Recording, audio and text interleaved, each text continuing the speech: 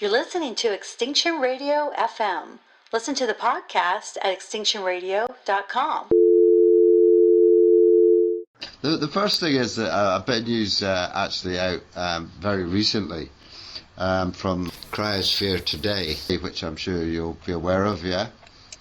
Yeah. Yeah, it said that in one day, 320,000 kilometers of Arctic area of sea ice has dropped in one day. Now, this is meant to be a pretty rare experience. Have you got any comment on that, mate? Yeah, I actually didn't. I didn't know that was measured, but normally, like a big day is considered over 100,000. Yeah, you know, is a very, very big day. So, you know, many days are under 100,000. You know, 40, 50,000. Like it depends. You know, the day-to-day loss of the ice is quite variable because the ice is so thin and broken up. It's not acting as like a continuous unit. It's acting as a whole bunch of chunks, you know, mingling and you know, so a lot of the loss too. I mean, it's how is it disappearing? It's melting from above. If the atmospheric temperature above the sea ice is greater than zero, or it's also melting from below if the water temperature below is above the melting point.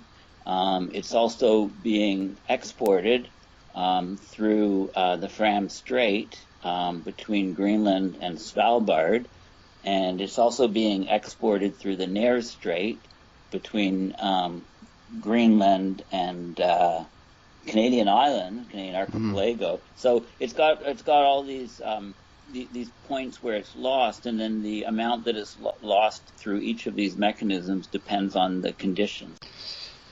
So this loss, though, Paul, of 320,000 kilometers in one day seems to be pretty drastic, is it?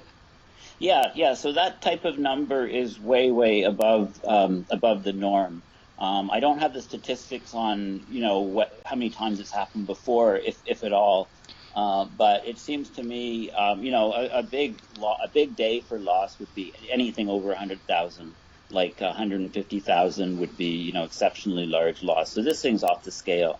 So I suspect what's happening is that the weather conditions are favorable to export large amounts of ice out the Fram Strait.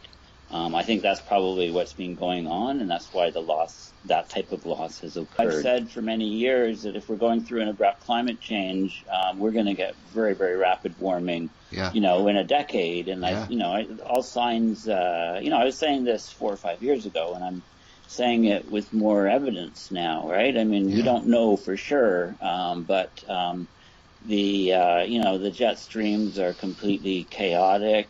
We've got this massive amount of warm water in the northern Pacific. You know, this warm blob that's not, you know, it's a different phenomena than the El Nino, which is a, you know, record, and the global average temperature is breaking records each month, and you know, the number that people throw around is 0.8 degrees above 1750 levels, and you know, generally I think I've seen numbers 0.89 degrees above, and you know, so we're approaching, and that's even not taking into account what's going on now with the El Nino on top of the warming.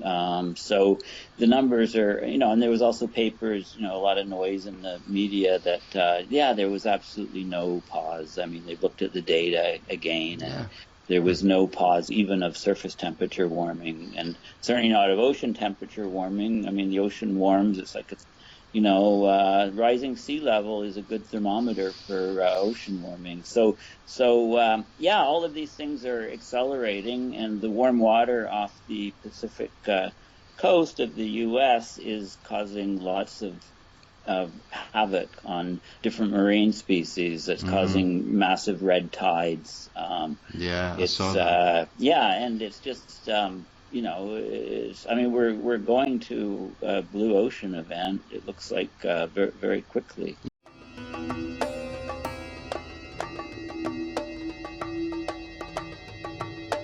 I'm now accepting the reality of the surreal.